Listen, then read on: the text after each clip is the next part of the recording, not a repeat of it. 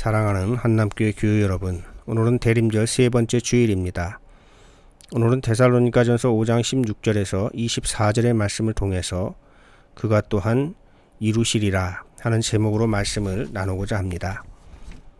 지난주에는 베드로후서 3장 8절에서 15절의 말씀을 통해서 기다림의 시간을 사는 지혜라는 말씀을 나누었습니다. 그 지혜는 첫째, 거룩한 행실과 경건한 마음을 가지고 사는 것이요. 둘째로, 그날을 간절히 사모하는 것이요.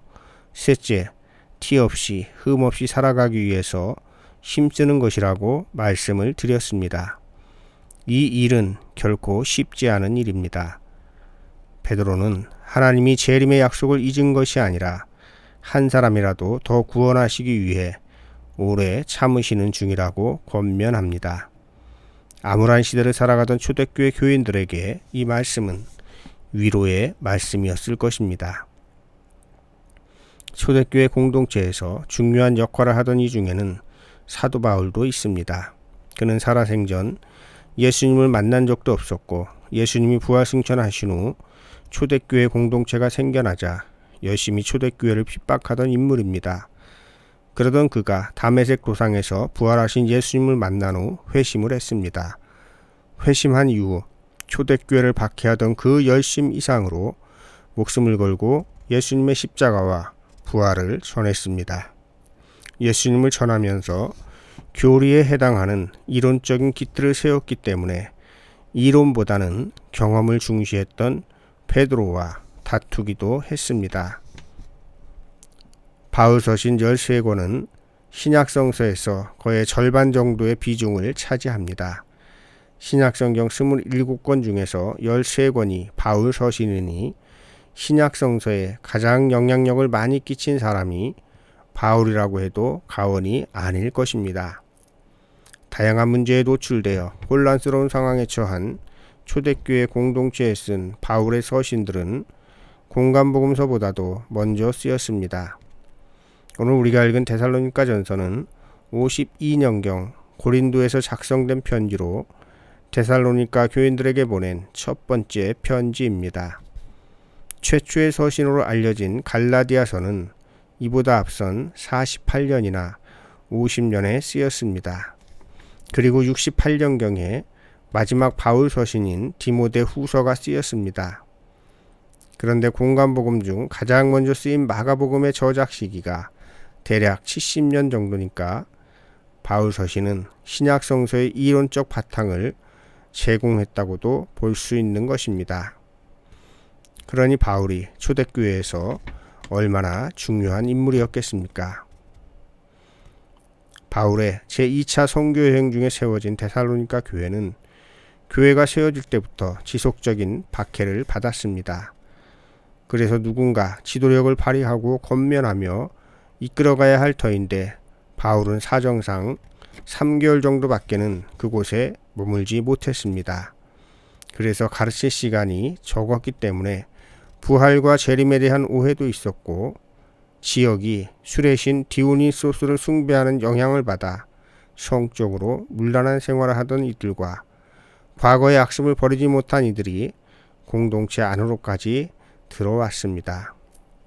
그래서 재림의 시기와 때가 언제인지에 대한 지대한 관심, 곧 재림의 때가 온다고 규모 없이 생활하고 재림을 보지 못하고 죽은 사람들은 재림에 참여하지 못할 수 있다는 슬픔에 빠져 있고 재림에 대한 준비가 무엇인지 알지 못하는 안타까운 상황들이 있었습니다. 그날을 기다리는 사람들의 지혜가 없었던 것입니다. 게다가 그들 스스로도 재림의 날을 준비하지 못하고 있는 자신들이 받을 심판에 대해 두려워하고 있었습니다.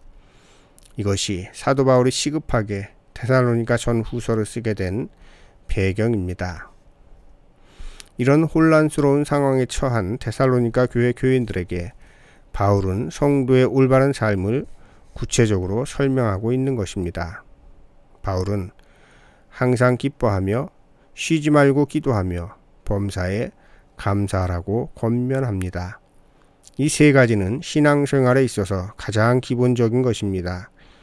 그런데 지속된 박해와 고난 속에서 감사가 사라지니 기쁨도 없고 기쁨이 없으니 기도도 할 수 없는 상황이 되었습니다. 그래서 바울은 지친 데살로니가 교회 성도들에게 이 세 가지 삶의 태도가 가장 필요하다는 것을 알았던 것입니다. 그런데 여러분, 삶이 힘들고 지칠 때 감사도 잃어버리고 기쁨도 잃어버리고 기도도 잃어버리는 것은 어쩌면 당연한 일입니다. 그런 이들에게 감사하라고 기뻐하라고 기도하라고 강요하는 것은 또 다른 폭력일 수도 있습니다. 그렇게 살고 싶은데 그렇게 되지 않는 것을 어떻게 합니까? 그래서 바울은 덧붙여 말합니다. 19절 말씀을 보십시오. 성령을 소멸치 말라는 것입니다.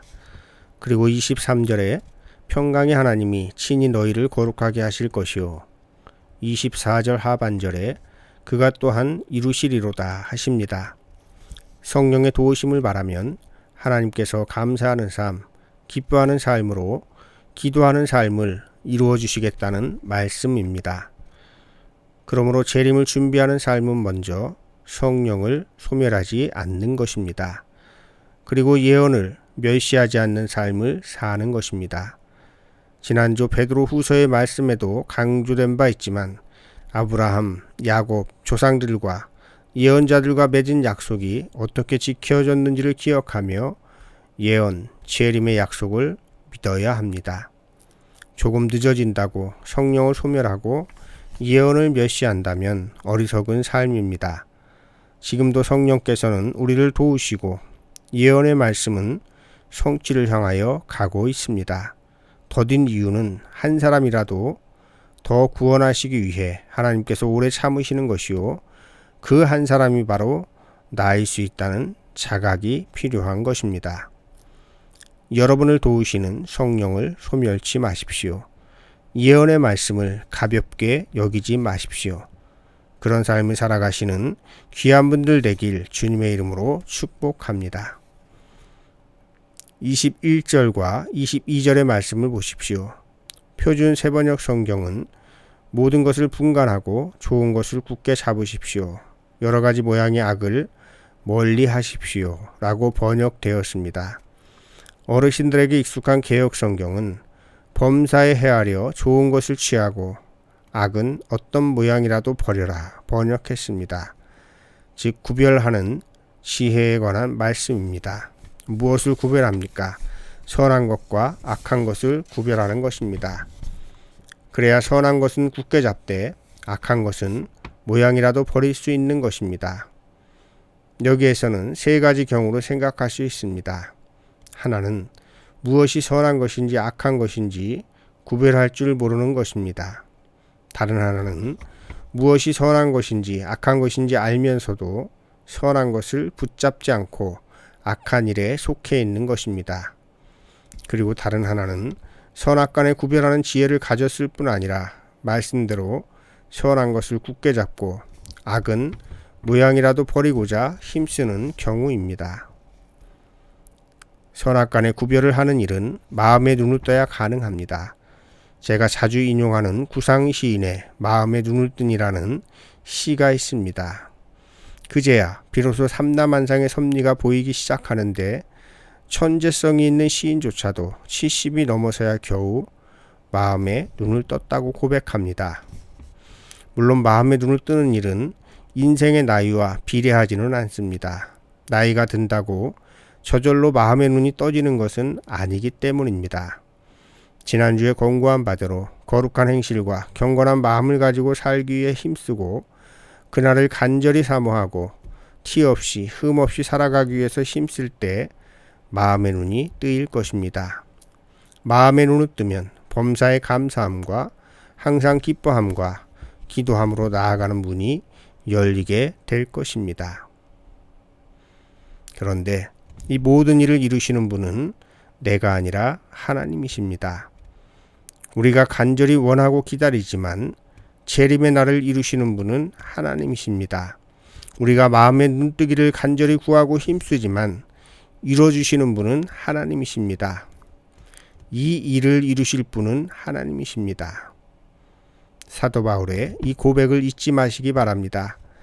나는 아무것도 하지 않겠습니다가 아니라 나는 최선을 다해서 잘 살고자 힘썼지만 하나님이 다 하셨습니다. 이것이 우리의 고백이 되어야 합니다. 여러분, 그분이 다 하셨습니다. 이런 고백을 하면 어떤 마음이 생깁니까? 감사하는 마음이 생깁니다. 감사가 넘치면 삶이 기쁘죠. 감사와 기쁨이 넘치는 삶은 기도하는 삶으로 우리를 이끕니다. 이것이 순환되면 피가 잘 도는 몸이 건강하듯 우리의 영혼이 잘 되는 것입니다. 기다림의 절기에 이런 기쁨을 누리시는 여러분 되길 주님의 이름으로 축복합니다. 말씀을 기억하면서 거듭기도 드리겠습니다. 오시는 주님, 약속하신 말씀을 반드시 이루시는 주님, 우리 모두 주님의 날을 기다리는 지혜를 갖고 살아가길 원합니다. 우리가 주님 앞에서 흠없이 티없이 살고자 힘쓰고 범사에 감사하며 기뻐하며 기도하는 마음으로 살아갈 때에 성령께서 도우셔서 주님의 뜻을 이루어 주옵소서. 성탄절이 다가옵니다. 상술로 기뻐하는 세상에 취하지 말게 하시고 화려한 조명에 가려진 상처받은 이웃들, 소외된 이웃들에게로 우리의 마음이 향하게 하옵소서. 오셨고 오실 예수님의 이름으로 기도드립니다. 아멘.